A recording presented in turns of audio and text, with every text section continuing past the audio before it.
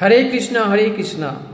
भजन सम्राट अनूप जलोटा जी से मैंने एक भजन सुना था कि जल से पतला ज्ञान है और पाप भूमि से भारी, यानी पाप जो है ना भूमि से भी ज़्यादा भारी है। तो इस प्रकार हर इस बात से, इस कथा से इस बात का स्पष्ट हो जाता है कि तुम्हारे हृदय में क्या है। अगर पाप है तो तुम इस पृथ्वी में भारी है, बोझ है। अगर तुम्हारे हृदय में पुण्य है तो तुम जल से भी पतला ज्ञान का मालिक हो।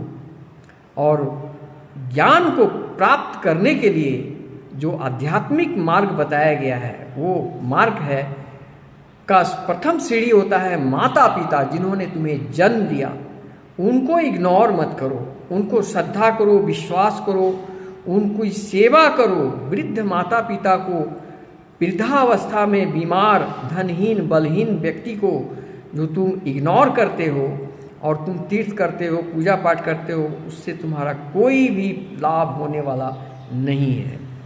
इसलिए माता पिता। दूसरा आता है गुरु। गुरु का मतलब अंधकार, गुरु का मतलब प्रकाश, यानी अंधकार से जो प्रकाश में लाने वाले गुरुदेव हैं, उनकी श्रद्धा करो, उनको विश्वास करो, उनकी पूजा करो, उनको थैंक यू बोलो। और तीसरा है ब्रह्मांड जिसने तुमको जिंदगी दिया, इसलिए इनको भी थैंक यू बोलो। इन तीनों को क्षमा भी मांगो कि हमसे कोई भूल से भी कोई त्रुटि हो गई हो तो मुझे क्षमा करें, क्षमा करें, क्षमा करें। इस प्रकार मन के अंदर कभी पाप को आने मत दो। और इसका एकमात्र उपाय है, वो है श्रद्धा, भक्ति, दया, शुद्धि, सत्य, धैर्य, समभाव देखना। सुख दुख, हानि लाभ, यश अवजस, दोस्त दुश्मन, सबको समभाव से देखने के लिए भागवत गीता में कहा गया है। इसलिए इस भजन को सुनो।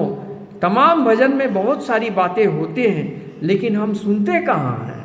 हम तो अपने आप में व्यस्त रहते हैं, टॉक्सिक दुनिया में मन को दूषित कर लिए हैं और माइंड में दुनिया भर का कचरा भर कर रख दिए हैं। इस कचरा को निकालो।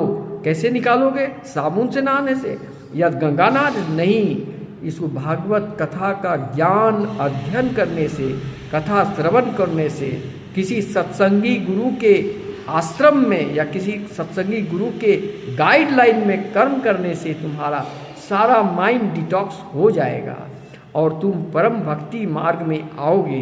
अब परम तत्व का ज्ञान तुम प्राप्त कर दुनिया से, भव सागर से पार